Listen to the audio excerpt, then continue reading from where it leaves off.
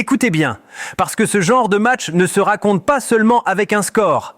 Maroc-Tanzanie, 1-0, huitième de finale de la Coupe d'Afrique des Nations. Ce n'est pas une promenade, ce n'est pas un récital, c'est un combat psychologique, tactique et émotionnel, joué sous une pression immense. Nous sommes au complexe sportif Prince Moulay Abdellah, un stade qui respire l'attente, l'exigence et parfois l'impatience. Le Maroc joue à domicile, devant son public avec une étiquette claire. Favori, candidat au titre, nation qui doit gagner. La Tanzanie, elle, arrive avec un autre costume, celui de l'outsider total, libéré sur le papier, mais lucide sur la mission presque impossible qui l'attend.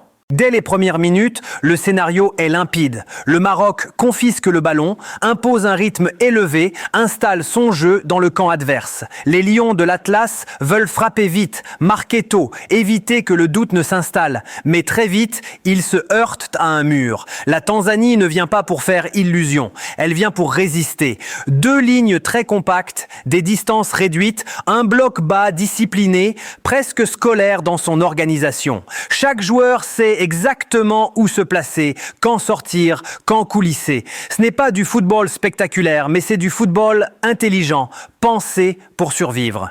Le Maroc fait circuler, passe par les côtés, cherche les appels dans le dos de la défense.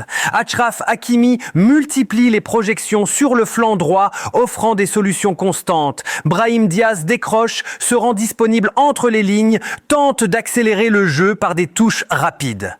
Sofiane Amrabat oriente, temporise, redistribue.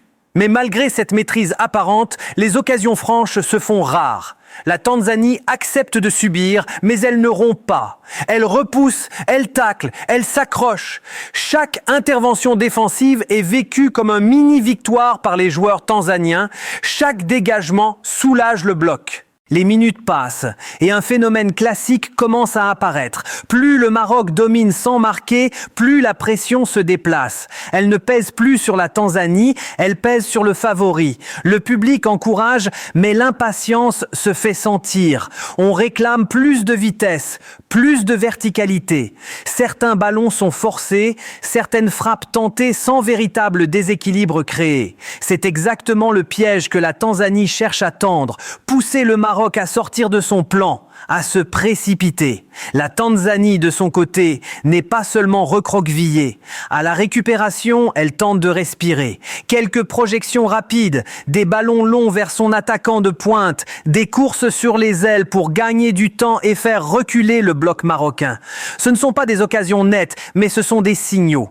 Des rappels que le match n'est pas à sens unique, que la moindre erreur peut coûter cher dans un match à élimination directe. La première période s'achève sur ce constat frustrant pour le Maroc. Domination territoriale, possession nette, mais zéro but. Et pour la Tanzanie, c'est presque une victoire mentale. Elle rentre au vestiaire avec son plan intact, convaincue que plus le temps passe, plus la pression peut faire douter l'adversaire. Au retour des vestiaires, le Maroc revient avec les mêmes intentions, mais un degré de concentration encore plus élevé.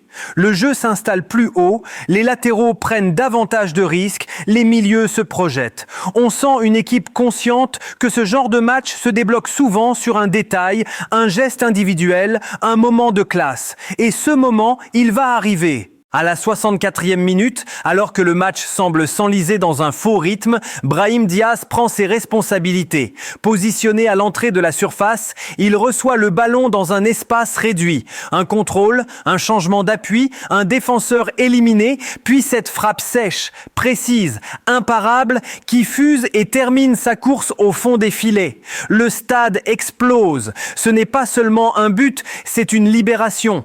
Le Maroc mène enfin 1-0. Ce but change tout. Le rapport de force bascule immédiatement.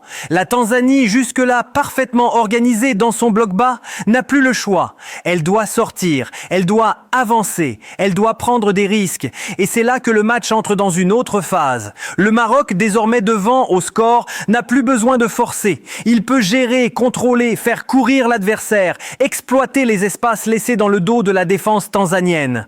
Les Marocains ralentissent intelligemment le tempo quand il le faut, accélèrent au bon moment, cherchent à fatiguer un adversaire qui a beaucoup donné physiquement. La Tanzanie tente de réagir, de se réorganiser, de pousser un peu plus haut, mais chaque perte de balle devient dangereuse.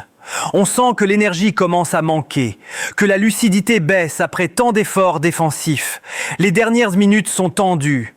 Le Maroc protège son avance avec sérieux, sans paniquer. La Tanzanie jette ses dernières forces dans la bataille, tente quelques ballons aériens, quelques frappes lointaines, mais la défense marocaine reste solide, concentrée, disciplinée. Pas de relâchement, pas d'erreur grossière. Le message est clair, ce match, le Maroc ne veut pas seulement le gagner, il veut le sécuriser. Quand le coup de sifflet final retentit, le soulagement est visible. Victoire 1-0, qualification pour les quarts de finale. Ce n'est pas un score fleuve, ce n'est pas une démonstration offensive, mais c'est une victoire de maturité. Le Maroc a su rester calme, fidèle à son plan, patient face à un adversaire courageux et bien organisé. La Tanzanie sort la tête haute après un match plein de discipline, d'abnégation et de courage.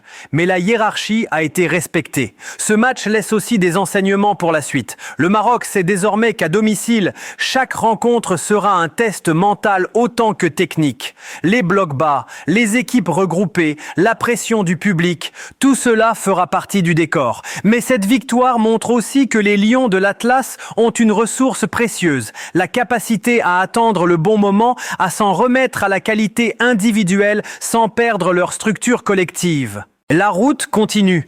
Les quarts de finale arrivent avec des adversaires encore plus ambitieux, encore plus dangereux. Et si ce Maroc veut aller au bout, il devra encore apprendre à gagner ce genre de match serré, tendu, ingrat. Ce soir, il l'a fait.